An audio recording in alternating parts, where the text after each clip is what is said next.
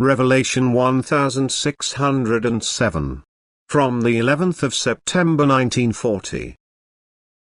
Dead and living matter. Work of destruction. Disasters. The spiritual in matter longs to become free, for it feels that what surrounds it is a burden and oppression. It was created in freedom, and therefore all constraint in the form is an agonizing state from which it would like to escape, but which it arbitrarily cannot.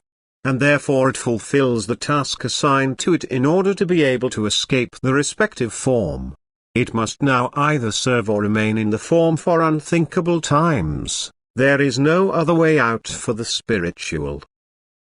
Initially, the spiritual is still full of resistance against God and also refuses to serve, that is, to enter into serving activity. It therefore remains inactive, and this inactivity earns it endless periods of being under spell.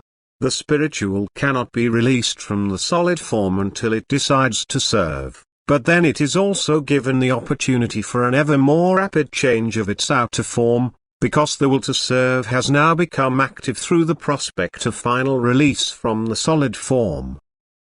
Everything in activity is therefore living matter, everything inactive is dead matter, although the term dead means something different than lifeless. Dead means to be inactive in a banished state, living on the other hand means to have a certain freedom in order to be able to be active.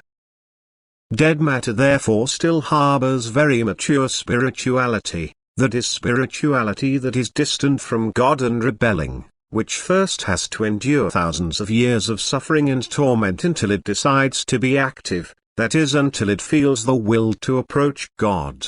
Once this will has become active, the spirit is released from its banishment by God's will. It becomes free and now strives for other embodiments in order to free itself completely, in order to be able to end the state of compulsion one day. This release of the spiritual from the solid form can only take place in such a way that God commands the outer shell to loosen itself, that is the formerly solid form must somehow be dissolved or destroyed in order to release the spiritual sheltering within it. And this process always means a destruction of matter, which can now take place by human hand or also by God's will, through elementary forces. But divine will is always a prerequisite, otherwise the spiritual substance will be released prematurely and, since it is not yet ripe for the next external form, will then go about its business and harass the already more mature spiritual substance or drive it to more rapid activity. And this, in turn, results in inexplicable processes in nature, in plant and animal life, which have a disturbing effect on the spiritual substance which is already in the stage of free will, that is which has started its last course of development on earth, but which has abused its free will by prematurely releasing the immature spiritual substance from its form through works of destruction which did not correspond to God's will.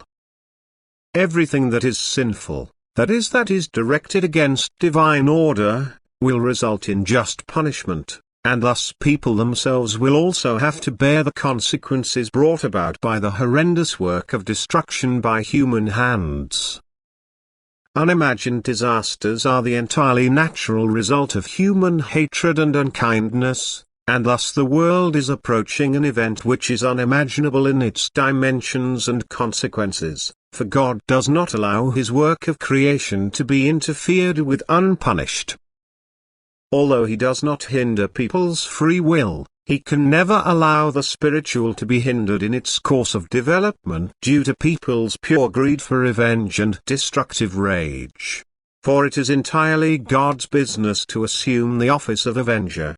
Every guilt should be handed over to him alone, so that he may pass the just sentence. Amen.